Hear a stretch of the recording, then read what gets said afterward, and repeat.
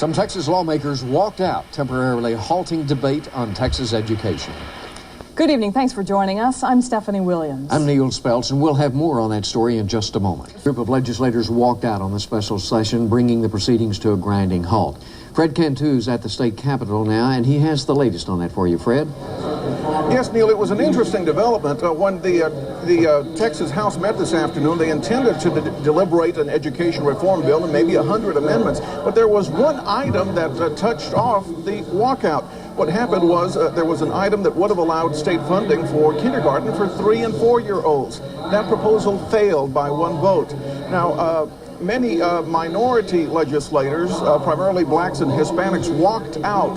And after the walkout, House Speaker Gib Lewis locked the doors. In other words, no business was to be conducted until the legislators could be rounded up. Now, about an hour later, they did start to trickle back. They were helped. They were prodded along by some Texas Rangers who were sent after them, and business got back to normal. Now, the legislators that walked out, they told me that the reason they walked out was that they didn't like the tone of the discussions. They felt that the reform was not a reform at all, that it was taking a very conservative bent.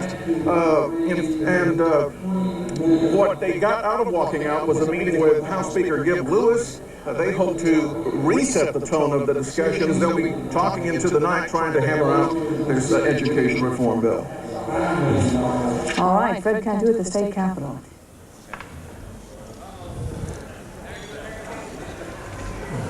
Mr. Boss, y'all need to register with the clerk as you come in. Make sure we got you registered in.